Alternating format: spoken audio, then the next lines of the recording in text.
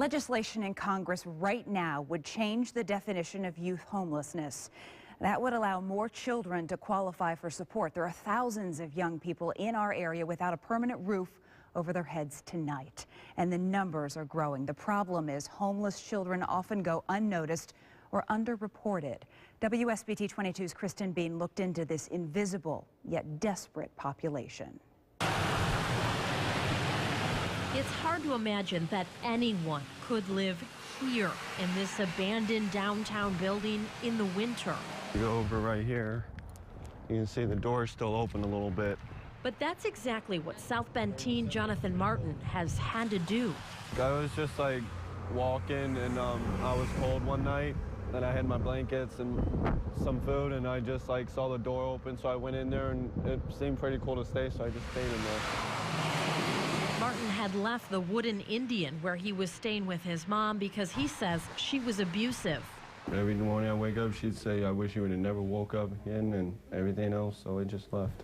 Like so many other homeless teens, when he could, he would stay with friends, and when he couldn't, he would end up back at the abandoned building. I built fires in there so I could stay warm and I had blankets. The gate he slipped through to get inside has now been chained closed. And that's okay with him because for the past few months, he's been staying with a relative. We met up with Jonathan here at the Youth Service Bureau's drop-in center. It's a place where teens in need can go do laundry, find shelter, or have a bite to eat. There are an estimated 1,000 to 1,500 unaccompanied or homeless youth in St. Joseph County during any given year. And in 2013, the Indiana Department of Education identified nearly 16,000 homeless youth in the state. That's up about 4,000 from 2010.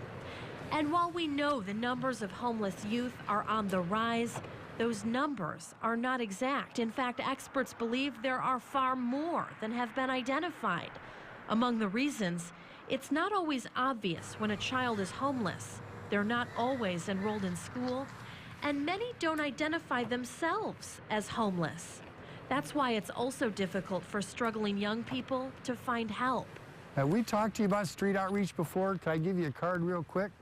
On this night, Brady August, the supervisor of the Youth Service Bureau's street outreach program, is on the streets. He's driving around looking for young people who may need help. Just trying to, be at the right place at the right time. You don't know when the right place or the right time is, but if you're never out there, you'll never be there. It's also why he visits area schools every week. So how's school going? The hope is he can build relationships so teens in need will feel comfortable seeking help. Because life on the streets can be hard and dangerous.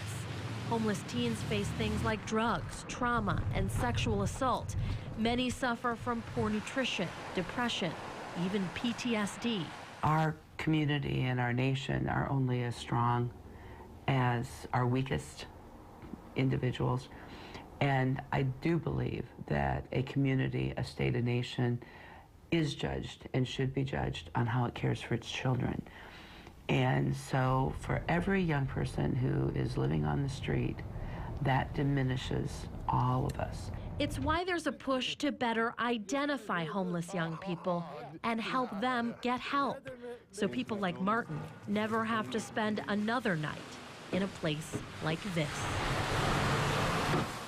Right now, a group of social work students at St. Mary's is working with the Youth Service Bureau to come up with best practices so they can better count those homeless kids. What an eye-opening report to see all of this. And it kind of sounds like a naive question, but why are these kids homeless? Yeah, it's not. A lot of people have that question, and it's a variety of reasons. Family problems, like Jonathan, who left an abusive situation. It could be economic or residential instability. Some people have mental disabilities. We talked with several young people while doing this story. All the reasons for being homeless vary. Okay, and so how do they find their resources? How do they find things like food and clothing? Yeah, and how do things they like survive? That? Exactly. Exactly. Well, church food pantries, regular food pantries. There are a lot of other charities offer help to these kinds of kids.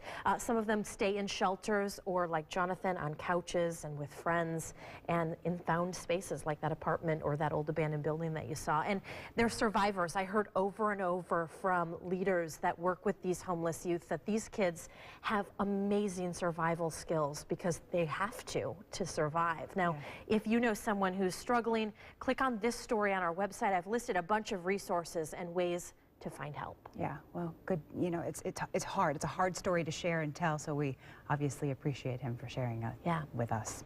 Kristen, thank you.